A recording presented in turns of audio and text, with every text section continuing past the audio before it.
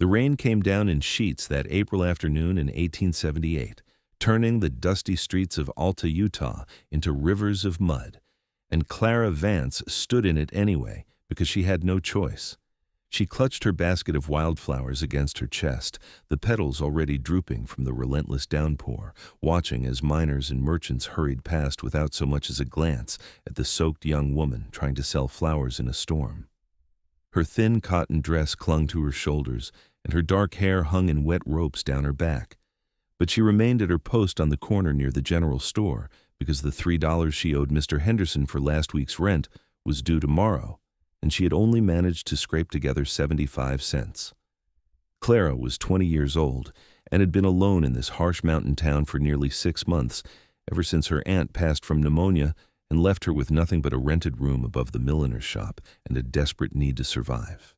The flowers were all she had. Every morning before dawn, she hiked 2 miles up into the foothills to gather whatever bloomed wild among the scrub oak and mountain meadows, then brought them back to sell to the few townspeople who might spare a nickel for something beautiful in this rough mining settlement.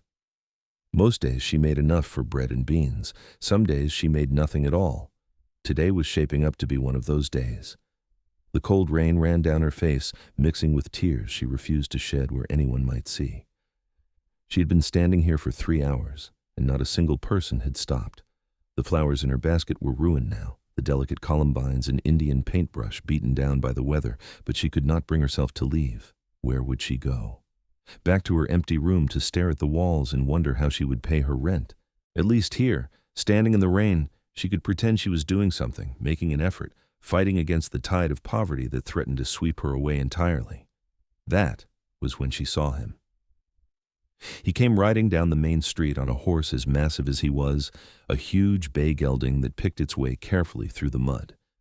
The man himself was enormous, easily 6.5 feet tall, with shoulders that seemed to span half the width of the street. His hair was dark brown and hung past his shoulders, plastered against his face by the rain, and he wore buckskin clothing that marked him as someone who spent more time in the wilderness than in town. His arms, visible where his shirt had been rolled to the elbows despite the weather, were thick with muscle, and his hands on the reins were broad and scarred from hard work. Clara had seen mountain men before. They came down from their trap lines occasionally to trade pelts and buy supplies, wild-looking men with long beards and suspicious eyes who spoke little and left quickly. This man had that same untamed quality, but there was something different about him. Something in the way he sat his horse with easy confidence, scanning the street with sharp blue eyes that missed nothing. Those eyes landed on her, and he pulled his horse to a stop. For a moment they simply looked at each other through the curtain of rain. Clara felt herself freeze, suddenly aware of how she must appear, drenched and shivering, clutching a basket of ruined flowers like they were precious jewels. She lifted her chin, refusing to be ashamed. She was not begging. She was trying to earn an honest living, and there was no shame in that. The man swung down from his horse in one smooth motion and walked toward her. Up close, he was even bigger than she had thought, his chest broad as a barrel and his arms corded with muscle that spoke of years of hard physical labor. His face was rough-hewn, all strong angles and weathered skin, with a jaw covered in several days' worth of dark stubble. But his eyes, when they met hers, were surprisingly gentle. How much for the flowers? His voice was deep and rough, like gravel rolling down a mountainside. Clara blinked rain from her eyes. They're 5 cents each, but I'm afraid they're rather damaged from the weather. Perhaps you should wait until tomorrow when I'll have fresh ones. She did not know why she said that. She needed the money desperately, should have taken whatever sale she could get. But something in her refused to cheat this stranger, even if it meant going hungry. A small smile touched the corner of his mouth. I'll take them all. All of them? Clara looked down at her basket. There were perhaps 30 flowers left, some so battered they were barely recognizable. Sir, I don't think you understand. They're nearly destroyed. They won't last the day. Don't need them to last. How much for all of them? Clara did the mathematics quickly in her head. $1.50, but truly, I cannot in good conscience charge you full price for flowers in this condition. The man reached into his pocket and pulled out a leather pouch. From it, he counted out 3 silver dollars and held them out to her. This should cover them and tomorrow's batch too. Clara stared at the money, her heart pounding. $3. Exactly what she needed for rent, with enough left over for food. It seemed impossible, too good to be true, and she had learned in her short time alone in Alta that things that seemed too good to be true usually were. Why? The word came out before she could stop it. Why would you buy ruined flowers in the rain? He looked at her for a long moment, rain running down his face, those blue eyes steady and serious. Because you're standing here trying to sell them instead of giving up. That's worth something. And because no one should have to stand in the rain alone. There was something in his voice, a loneliness that echoed her own, and Clara felt a strange pulling sensation in her chest. She took the money carefully, her cold fingers brushing his warm ones for just a moment, and that brief contact sent a shock of warmth up her arm. "Thank you," she whispered. He took the basket from her hands, the flowers looking absurdly small cradled in his massive arms. "You got somewhere to go, somewhere dry?" "Yes, I have a room above the milliner's shop." "Good. Get there now before you catch your death." He started to turn away, then paused. "What's your name?" "Clara Vance. Brandon Cooper." He tipped his head in something that might have been a bow if performed by a more civilized man, then swung back onto his horse with the basket balanced carefully in one hand. She watched him ride away, disappearing into the rain, and only then did she realize she was smiling. Clara hurried back to her room, her mind spinning. $3 clutched in her hand, given to her by a stranger for worthless flowers. It made no sense. But as she climbed the narrow stairs to her small room and changed into dry clothes, hanging her wet dress by the stove to dry, she found herself wondering about Brandon Cooper. Who was he? Where did he live? And why had he looked at her with such understanding in his eyes? She paid her rent to Mr. Henderson that evening, enduring his skeptical look when she handed over the money. The landlord was a thin, sour man who had made it clear he thought a young woman living alone was improper at best and scandalous at worst. But money was money, and he took it without comment. That night, Clara lay in her narrow bed, listening to the rain drum against the roof, and for the first time in months, she felt something other than despair. She felt curious, hopeful, as if the world had suddenly become a little less harsh and a little more full of possibility. The rain continued through the night and into the next morning. Clara woke before dawn as always, but when she looked out her window and saw the downpour still falling, she knew there would be no hiking into the hills for flowers today. The trails would be treacherous with mud, and any flowers she might find would be beaten down by the storm. Disappointed, she ate a small breakfast of bread and cheese, then sat by her window watching the gray morning lighten gradually over the mountains. She was surprised when, around mid-morning, there came a knock at her door. Visitors were rare for Clara. She opened it cautiously and found herself looking up at Brandon Cooper once again. He was just as massive as she remembered, filling her narrow doorway completely, but this morning he had clearly made an effort to clean up. His hair was pulled back at the nape of his neck, his face freshly shaved, and he wore a clean shirt under his buckskin jacket. In his hands he held a small wooden box. "Miss Vance," he said, and there was something almost shy in the way he spoke. "I hope I'm not disturbing you." "Not at all." Clara was acutely aware of her simple brown dress and the fact that her hair was pinned up hastily. "Please come in, though I'm afraid I have little to offer you." He stepped inside, ducking his head to clear the doorframe, and seemed to take up most of the space in her small room. Clara suddenly saw it through his eyes, the narrow bed with its thin blanket, the small table with one chair, the tiny stove in the corner, the single shelf holding her few books and possessions. It was painfully bare, the room of someone with nothing. But Brandon did not look at the poverty. His eyes were on her, and they were kind. "I brought you something." He held out the wooden box. "Thought you might need it?" Clara took the box carefully and opened it. Inside were seeds. Dozens of packets of seeds, each carefully labeled in neat handwriting. Zinnia, marigold, daisy, hollyhock, delphinium, sunflower. Her breath caught in her throat. "I don't understand." Brandon shifted his weight, looking uncomfortable in the way that very large men sometimes do when trying to be gentle. "Yesterday you were selling flowers you had to walk miles to gather. Seemed like hard work for uncertain results.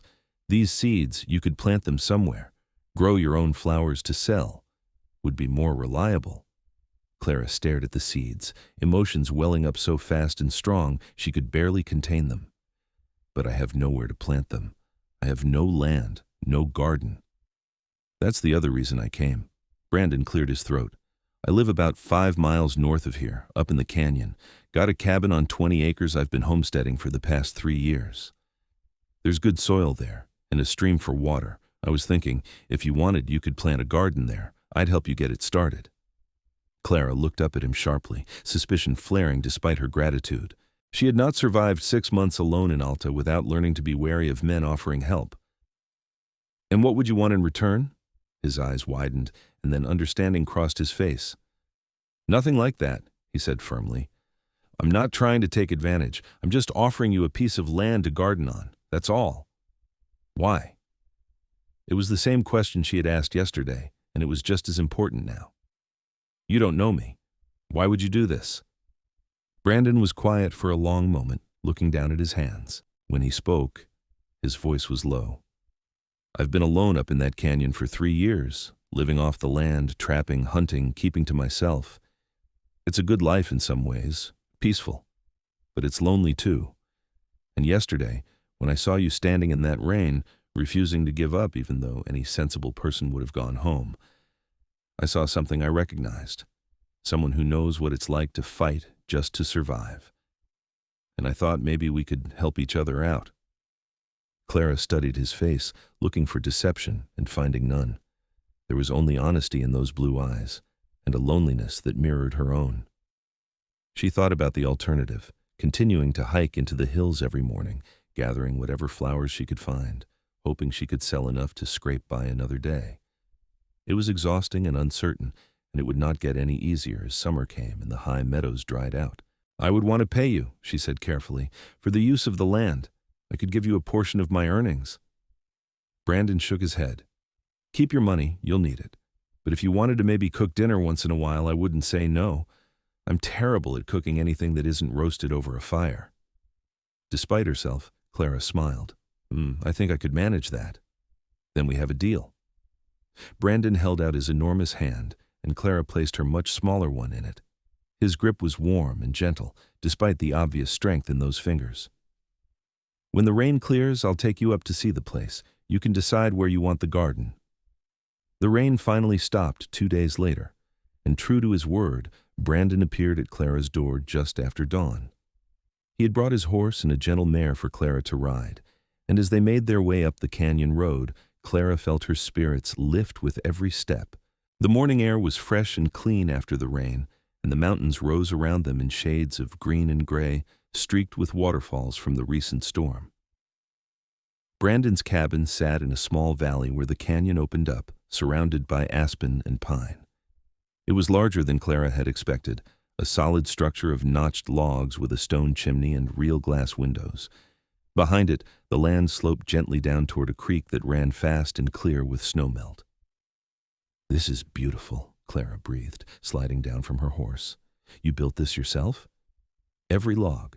There was quiet pride in Brandon's voice. Took me the better part of a year, but it's solid.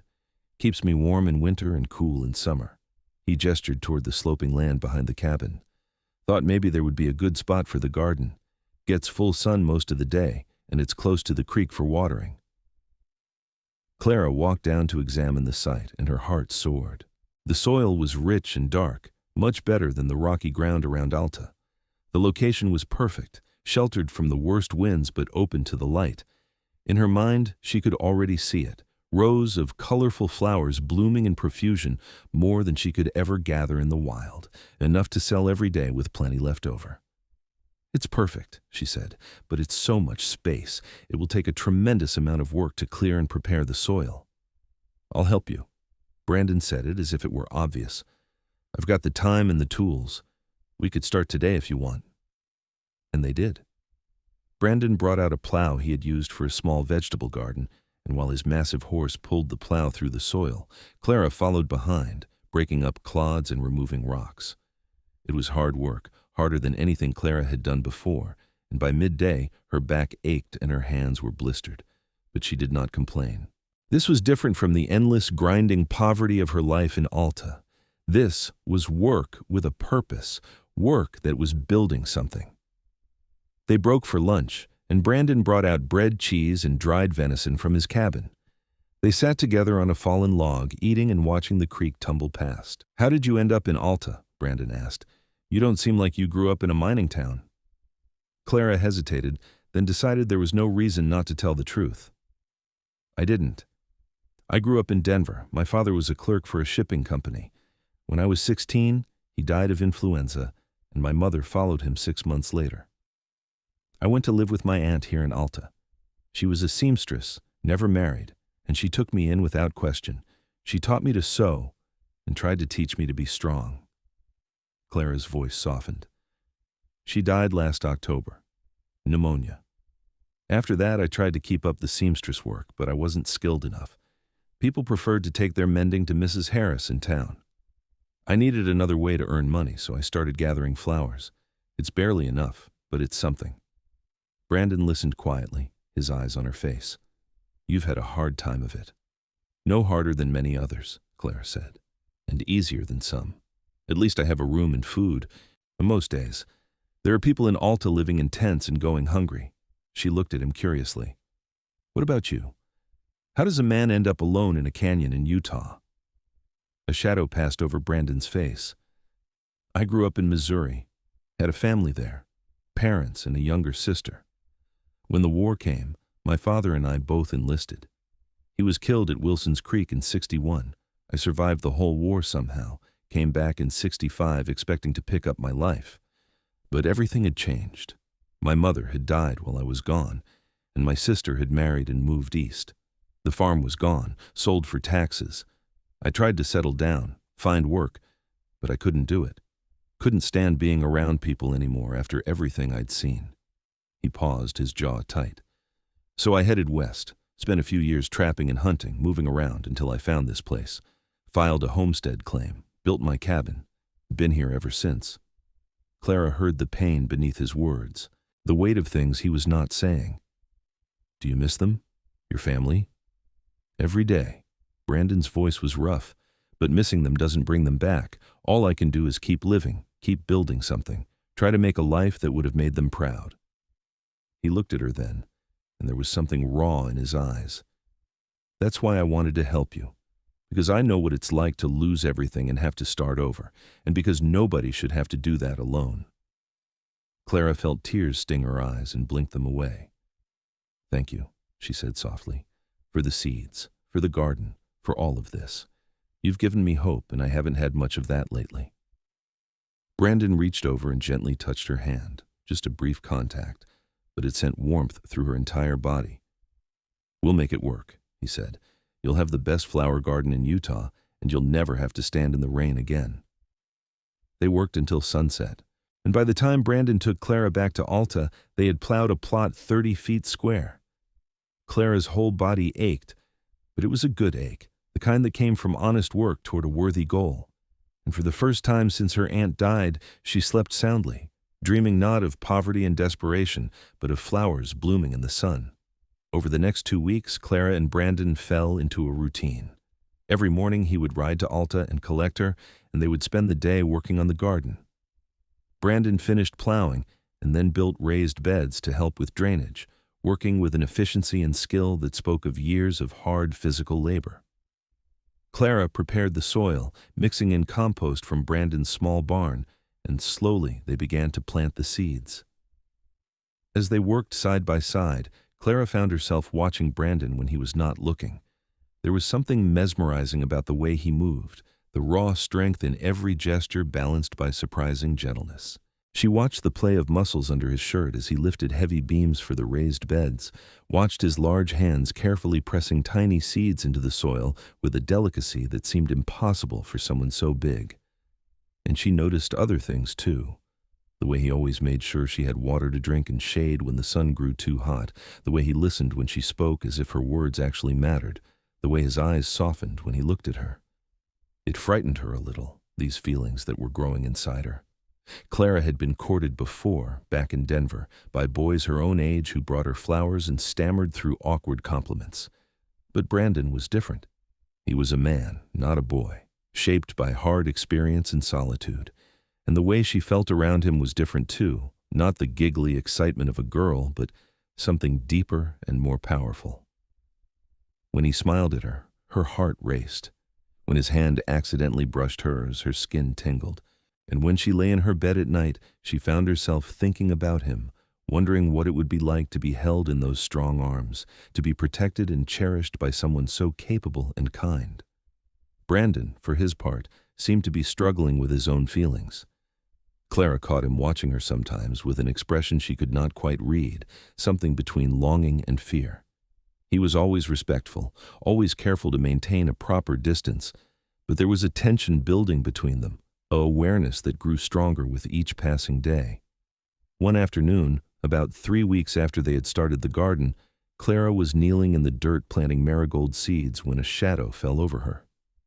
She looked up to find Brandon standing there, holding a wildflower. It was a single columbine, delicate and blue, and he held it out to her with an expression that was almost nervous. "Saw this growing by the creek," he said. "Thought you might like it." Clara took the flower, her fingers brushing his, and felt her heart swell. "It's beautiful. Thank you." "Clara," Brandon's voice was rough. "I need to say something, and I'm not sure how to say it properly. I'm not good with words. Never have been." Clara stood slowly, the flower clutched in her hand, her pulse racing. "What is it?" He looked down at her, and in his eyes she saw everything she'd been feeling reflected back at her.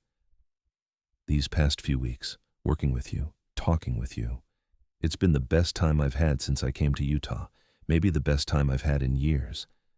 And I've realized something." He paused, his jaw working as if the words were difficult to form. "I've come to care for you, more than I probably should, more than is wise for a man like me." Clara's breath caught. "Why wouldn't it be wise?" "Because I'm not an easy man to care for. I live alone in the wilderness, miles from town. I've got nothing to offer you but a cabin and some land. You deserve someone better, someone who could give you a proper life in town with nice things in society." "And what if I don't want those things?" Clara stepped closer to him, looking up into his face. "What if what I want is someone who treats me with respect, someone who is kind and strong and honest, someone who sees me not as a burden or a charity case but as a partner?" She reached up and placed her hand on his chest, feeling the solid strength of him and the rapid beating of his heart. "What if what I want is you?" Brandon's eyes widened, and then something broke in him. He pulled her into his arms, holding her with a gentleness that contradicted his size, and bent his head until his forehead rested against hers. "Clara," he whispered, "are you sure? Because if you say yes to me, I'll never let you go. I'll protect you and provide for you and cherish you for the rest of my days. But I need to know you're sure." Clara wrapped her arms around his neck, feeling safe and wanted for the first time in longer than she could remember. "I'm sure," she said. "I've never been more sure of anything." And then he kissed her, and it was nothing like the clumsy kisses she had received from boys in Denver. This was a kiss from a man who knew what he wanted and was not afraid to claim it, deep and hungry and full of barely restrained passion. Clara kissed him back with all the loneliness and longing she had kept bottled up inside, and when they finally broke apart, both of them were breathing hard. "I love you," Brandon said, the words coming out rough but sincere. "I didn't think I'd ever say those words to anyone again, but I do. I love you, Clara Vance." "I love you too," Clara whispered, and saying it felt like opening a door she had thought was locked forever. "I love you, Brandon Cooper."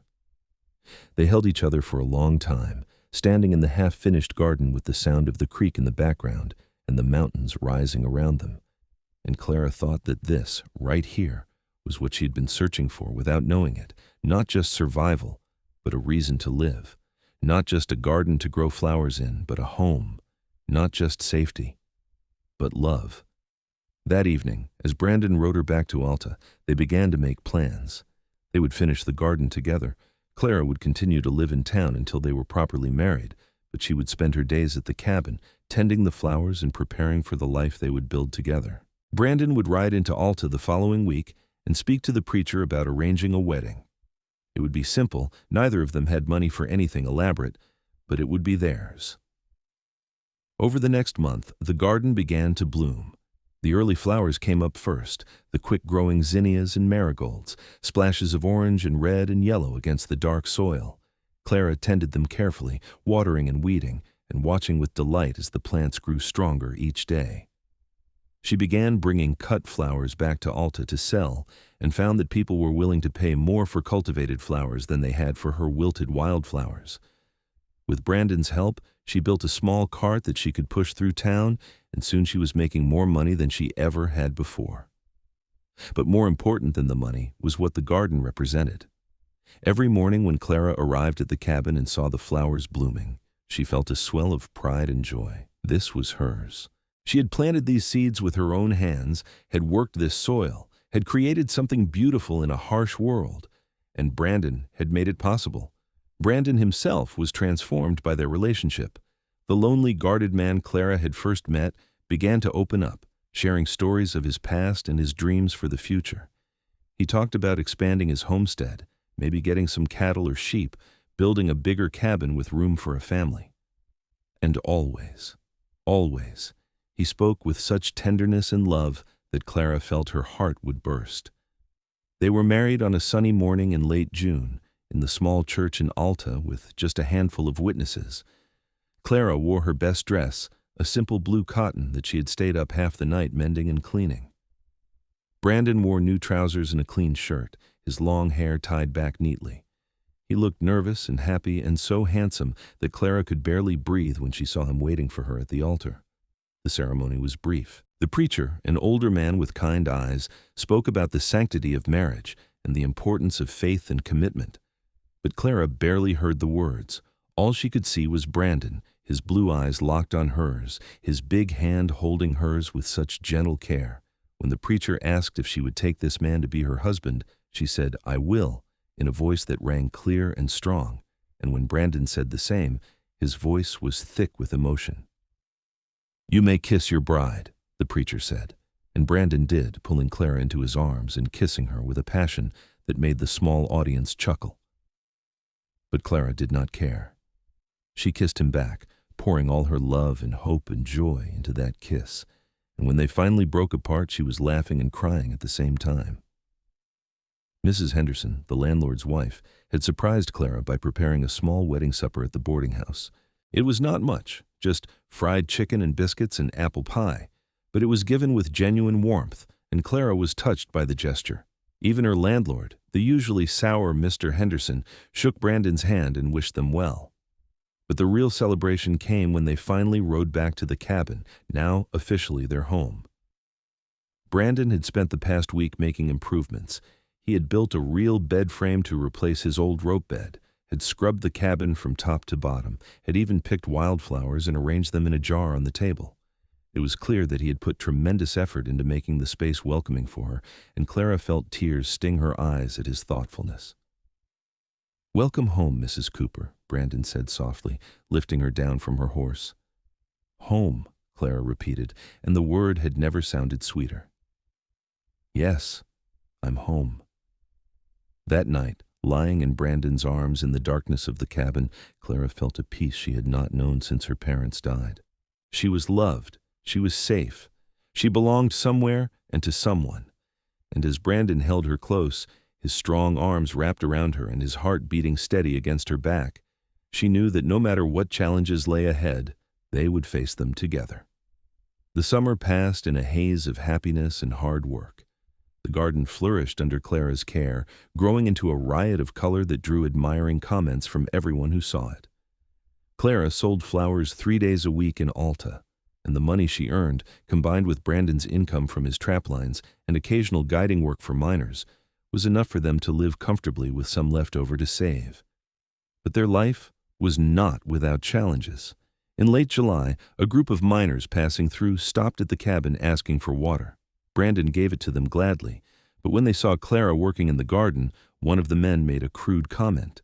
Before Clara could even react, Brandon had crossed the distance between them in 3 long strides and had the man by the collar. "You will apologize to my wife," Brandon said, his voice dangerously quiet, "and then you will leave. And if I ever hear you speak that way about any woman again, I'll make sure you regret it." The miner, seeing the fury in Brandon's eyes and the massive fists clenched at his sides, stammered an apology, and he and his companions left quickly. When they were gone, Brandon came to Clara, his hands shaking slightly with residual anger. "I'm sorry you had to hear that," he said. Clara took his hands in hers. "You have nothing to apologize for. Thank you for defending me." "Always," Brandon said fiercely. "I'll always defend you. You're my wife, and nobody disrespects you." That protective streak in Brandon was something Clara came to cherish. He never tried to control her or limit her freedom, but he was always watching out for her, always making sure she was safe and cared for. When she caught a cold in August, he fussed over her like a mother hen, making her rest and bringing her tea and refusing to let her work until she was fully recovered. When autumn storms came early and made the ride to Alta treacherous, he insisted on accompanying her every time, even when it meant losing a day's work on his own projects. And Clara took care of him in return. She cooked him meals more elaborate than the simple fare he had lived on for years. She mended his clothes and kept the cabin clean and warm. She listened when he talked about his work and offered suggestions and encouragement.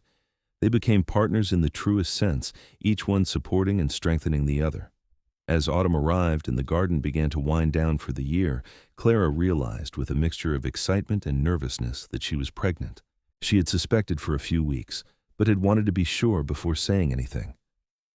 One evening after dinner, as they sat together by the fire, she took Brandon's hand and placed it on her still flat belly.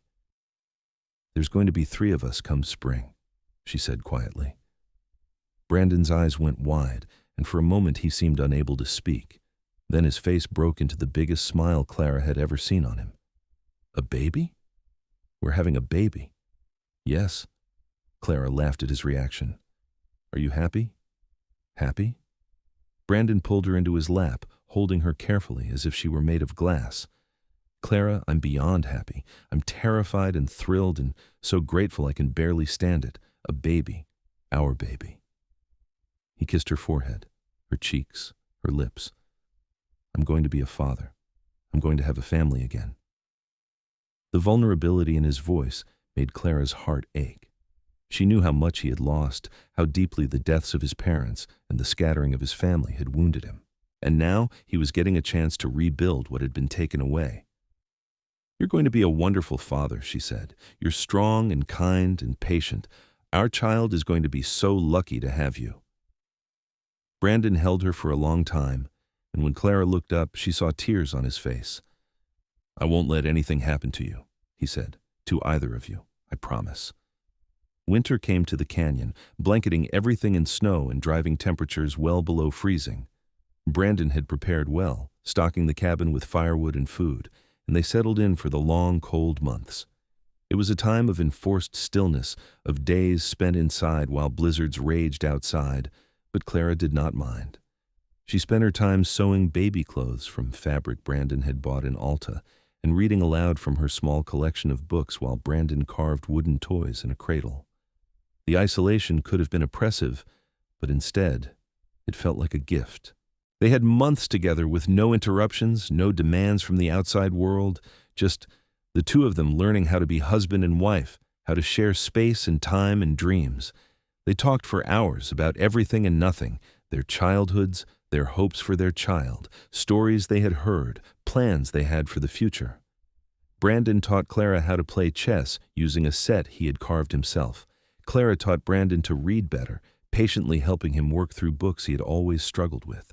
And at night, wrapped in each other's arms beneath thick quilts, they created a world that was theirs alone, a sanctuary of love and warmth against the harsh winter outside. Clara's belly swelled as winter deepened, and Brandon became even more protective. He refused to let her do any heavy work, insisting on hauling water and wood himself. He made sure she ate well, giving her the best portions of meat and milk from the cow he kept in the barn.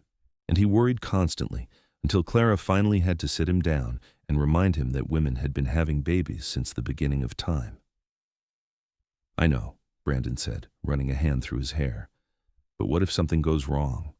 We're miles from town, miles from a doctor. If you needed help, then you would help me," Clara said firmly. "Brandon, I trust you completely. And besides, Mrs. Henderson said she would come when my time is near. She's helped birth dozens of babies in Alta. We'll be fine." But as her due date approached in early April, Clara had to admit she was nervous too. This was her first child, and despite Mrs. Henderson's reassurances, there was so much that could go wrong. She tried not to think about it, tried to focus on the positive. But sometimes in the dark of night, she woke with a fear so strong it made her shake.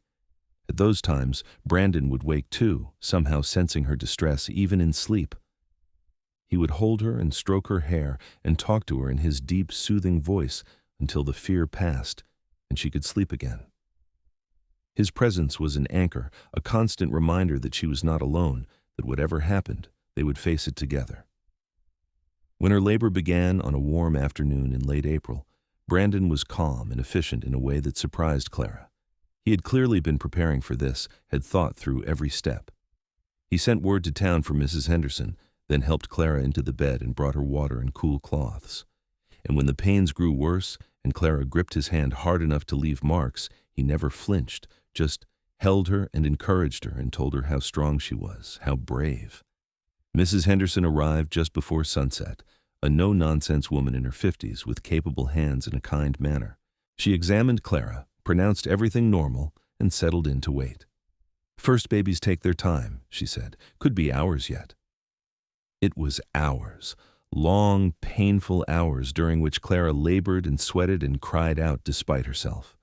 Brandon never left her side, even when Mrs. Henderson suggested he might want to step outside.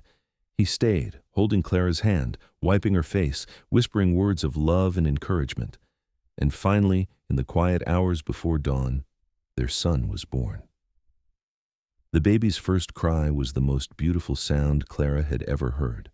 Mrs. Henderson cleaned him quickly and placed him in Clara's arms, and Clara looked down at the tiny red-faced infant and felt her heart expand in a way she had not known was possible. "He's perfect," she whispered. Brandon leaned over them both, his eyes wide with wonder. When he reached out to touch his son's tiny hand, the baby grasped his finger, and Brandon made a sound that was half laugh, half sob. "He's so small." "He'll grow," Clara said, smiling up at her husband through happy tears. "Especially with you for a father." They named him Benjamin, after Brandon's father. Benjamin Cooper, born in a cabin in the Utah mountains, welcomed into a life of love and possibility. The weeks after Benjamin's birth were exhausting but joyful. Clara had never known she could be so tired and so happy at the same time. The baby needed constant care, feeding and changing and soothing, and her own body was recovering from the ordeal of birth. But Brandon stepped up in ways that amazed her. He helped with everything, from changing diapers to walking the floor at night when Benjamin would not sleep. He was gentle and patient with the baby, his big hands cradling his son with infinite care. "You're a natural," Clara told him one morning, watching him hold Benjamin against his broad chest while the baby slept. Brandon looked down at his son with an expression of such love it took Clara's breath away. "I just want to do right by him. Want to give him everything I didn't have, a safe home, 2 parents who love him, a future." "You're already giving him all of that," Clara said softly. As spring turned to summer, they fell into a new routine. Clara spent her mornings caring for Benjamin and her afternoons working in the garden, which Brandon had prepared for planting while she was still recovering. It was harder now, juggling the needs of a baby with the work of maintaining their livelihood, but they managed. Brandon built a shade structure near the garden where Clara could put Benjamin in his cradle while she worked, and often she would sing to him as she weeded and watered, the baby watching her with wide, curious eyes. The flowers bloomed even more abundantly than the previous year, as if celebrating the new life that had joined the household. Clara began selling them again, though now she only went to Alta twice a week, with Brandon accompanying her and carrying Benjamin in a sling he had fashioned. People in town admired the baby and bought flowers, and Clara found herself building a regular clientele of customers who sought out her blooms specifically. One afternoon in July, as Clara was selling flowers in Alta's main street, a well-dressed woman approached her. She was perhaps 40, with graying hair and an air of authority. "Excuse me, dear, are you the one growing these beautiful flowers?" "Yes, madam," Clara said. "Up in the canyon north of town." The woman examined the bouquet she was holding with an expert eye. "These are exceptional quality. Tell me, how much stock do you have? Could you supply flowers for a large event?" Clara hesitated. How large are we talking about? The territorial governor's coming to visit in August. There will be a formal dinner at the mining company headquarters, and they want to decorate with local flowers. If you could provide, say, 20 large arrangements, the mining company would pay handsomely. $2 per arrangement. Clara's mind raced. $40. That was more than she usually made in 2 months. But could the garden produce enough flowers for 20 large arrangements? I would need to check with my husband and assess our garden's capacity. When would you need them? August 15th. Would that give you enough time? Yes, I believe so. Where can I send word if we can manage it? The woman gave her details, and when she left, Clara hurried to find Brandon. He was waiting with Benjamin near the general store, and when she told him about the opportunity, his eyes lit up. We can do it, he said. The garden's producing well, and we've got 6 weeks. I'll help you. We'll plant more seeds now for late summer blooms, thin out some plants to make the others stronger. You'll have the most beautiful arrangements that Governor has ever seen. They threw themselves into preparation for the big order. Brandon built trellises for climbing flowers and frames for dahlias to keep them upright. Clara planted succession crops of quick-growing zinnias and marigolds to ensure continuous blooms. They worked together every spare moment, and slowly the garden became even more spectacular, a riot of color and life that was visible from the road. Benjamin seemed to sense their excitement and was particularly good during this time, sleeping longer stretches and entertaining himself happily in his cradle while they worked. He was growing quickly, filling out from a scrawny newborn to a plump, healthy baby with his father's blue eyes and his mother's dark hair. As August 15th approached, Clara began cutting and arranging flowers. She had never attempted anything so formal before, but she relied on her instincts and her memories of arrangements she had seen in Denver. She used tall delphiniums and hollyhocks as the backbone of each arrangement, filled in with masses of zinnias and dahlias, and added trailing sweet peas and morning glories for softness. The result was spectacular, arrangements that were both wild and elegant, perfectly suited to the mountain setting. Brandon helped her transport them to town, in a wagon he borrowed from a neighbor. When they delivered the arrangements to the mining company headquarters, the woman who had commissioned them gasped. "These are magnificent, even better than I had hoped. Young lady, you have a real gift." She paid them $40 as promised, and then added an extra $5. "For exceptional work," she said. As Brandon and Clara rode home that evening with $45 in their pockets and Benjamin sleeping in Clara's arms, they could barely contain their joy. "We did it," Clara said. "We really did it." Brandon reached over and squeezed her hand. "You did it. That garden, those arrangements, that's all you, Clara. You've built something amazing." "We built it," Clara corrected. "None of this would be possible without you. You gave me the land, the tools, the support. You believed in me when I could barely believe in myself. We're partners in this, Brandon. In everything." He pulled the wagon to a stop and leaned over to kiss her, careful not to disturb the sleeping baby. "Partners," he agreed, "now and always." The success with the governor's dinner led to more opportunities. Word spread about Clara's beautiful flower arrangements, and soon she was getting regular orders for weddings, funerals, and celebrations throughout Alta and the surrounding mining camps. She was able to raise her prices, and the money she earned allowed them to make significant improvements to the homestead. Brandon built an addition onto the cabin, creating a separate bedroom for them and a nursery for Benjamin. He bought more livestock, including chickens and a second cow.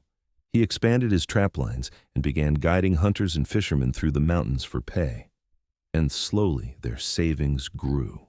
But more important than the material improvements was the life they were building together. Benjamin was walking by his first birthday, tottering around the cabin and the garden on chubby legs while his parents watched with delight. He was a happy child, quick to laugh and curious about everything, and both Brandon and Clara adored him. Clara often watched Brandon with their son and felt her heart swell with love. The big, tough mountain man was utterly gentle with his child, playing endless games of peekaboo, carving wooden animals for him, reading to him from the same books Clara had once read to Brandon. And Benjamin clearly worshipped his father, reaching for him with excited squeals whenever Brandon came home, and struggling to say, "Papa," long before he managed "Mama." The second winter in their home was easier than the first. They were more prepared, more settled, more confident in their ability to weather the storms. And this time, they had Benjamin to keep them entertained, his constant chatter and antics making the long dark months pass more quickly. It was during this second winter that Clara realized she was pregnant again. She told Brandon on Christmas morning, presenting him with a tiny pair of knitted booties. He looked at the booties, then at her, and then whooped with joy so loudly that Benjamin, playing on the floor, started to cry in surprise.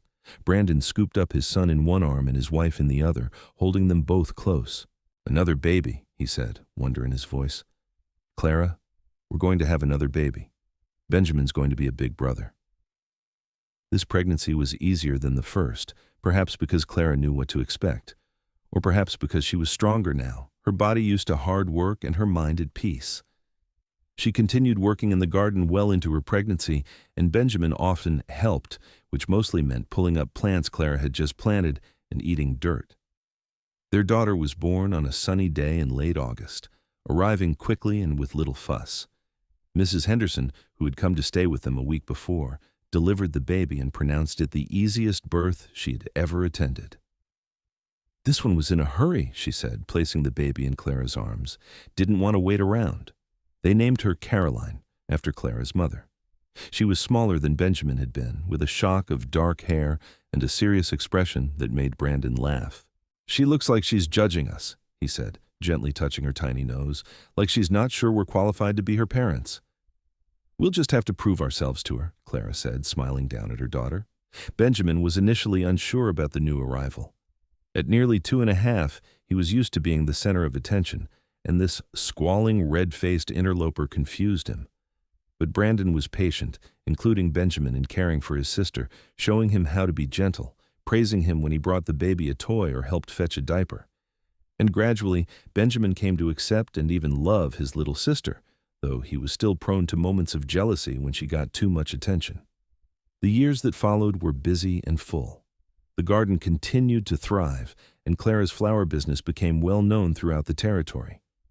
She hired a teenage girl from town to help during peak season, teaching her how to cut and arrange flowers.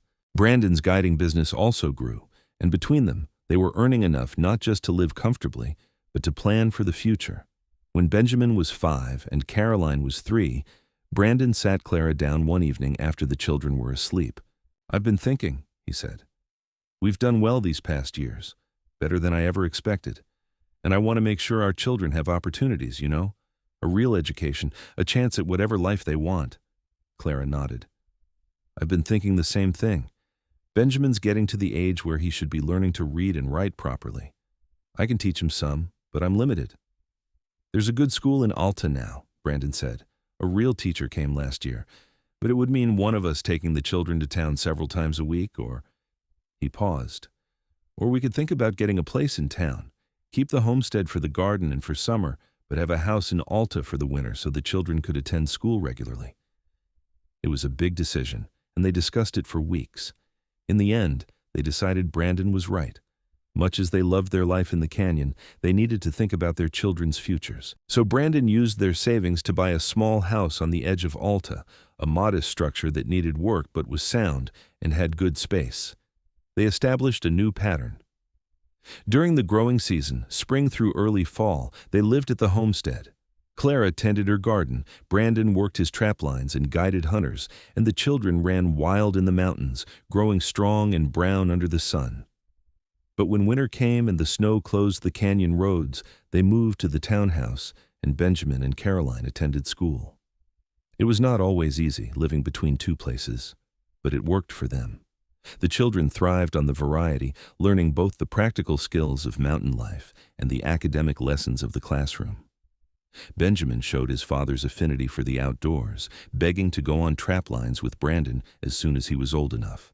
Caroline had her mother's eye for beauty and spent hours in the garden, learning the names of every flower and how to care for them.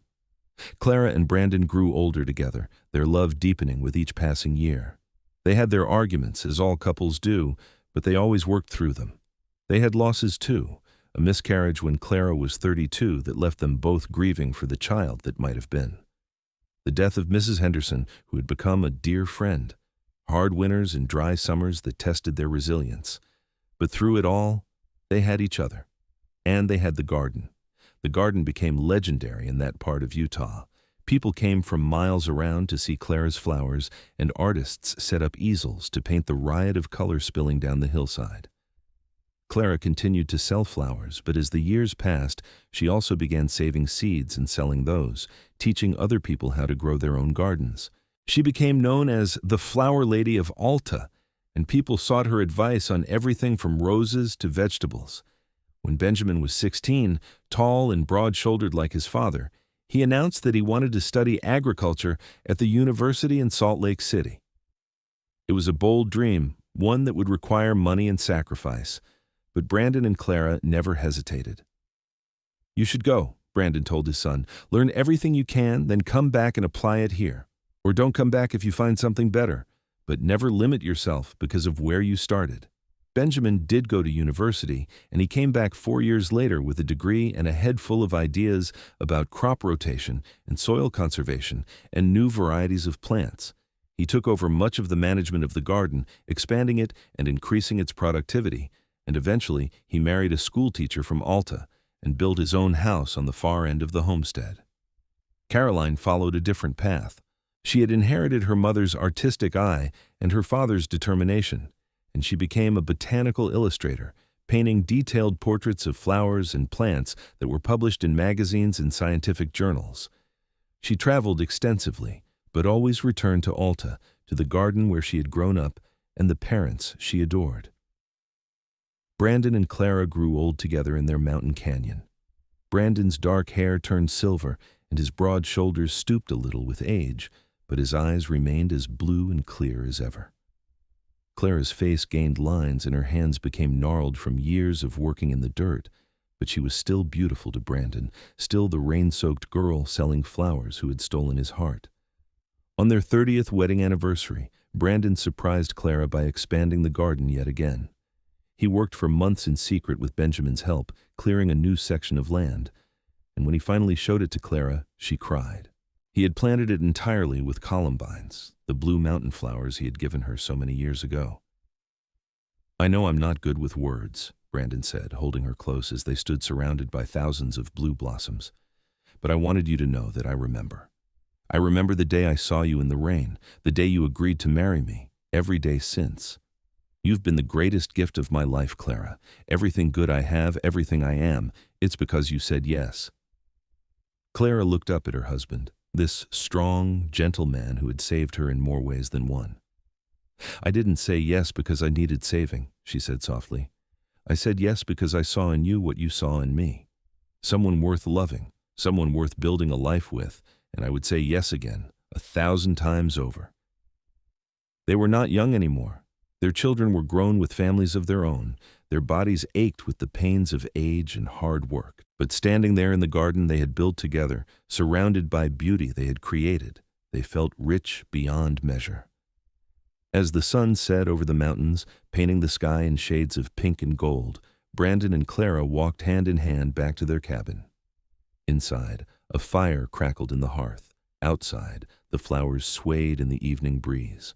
And between them, in the life they had built from nothing but hope and hard work and love, there was a peace and contentment that money could never buy.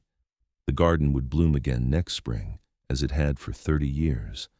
Their children and grandchildren would tend it after they were gone, keeping alive the legacy of the mountain man who had bought all the flowers from a girl in the rain and then planted her a garden big enough to hold all the dreams they would build together.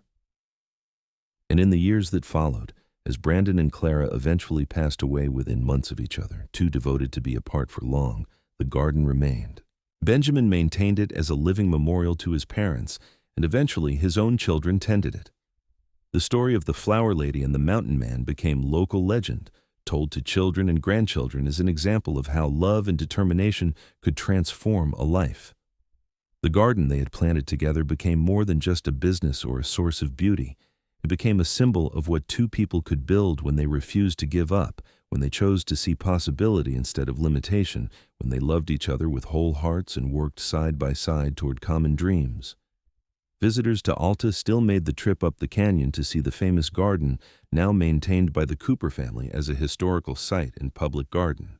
They walked the paths Brandon had laid out, admired the flowers Clara had chosen, and read the plaque that Benjamin had installed. In memory of Brandon Cooper and Clara Vance Cooper, who built a garden and a life together in these mountains. May we all be so blessed as to find someone who sees us in the rain and chooses to stay.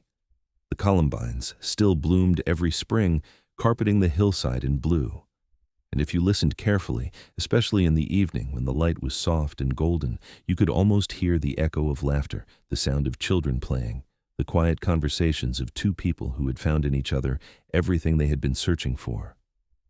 That was the true legacy of the garden, not the flowers themselves, but the love that had planted them, the partnership that had tended them, and the family that had grown from two lonely people who had dared to hope for something better.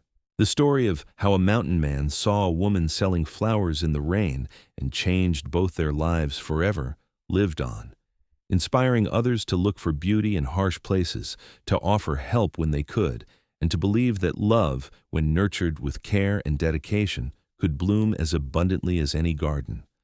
And so, the garden grew, season after season, year after year, a living testament to a simple truth: that sometimes the most extraordinary lives begin with the smallest acts of kindness, and that the most beautiful gardens are the ones we plant not just in the soil, but in each other's hearts.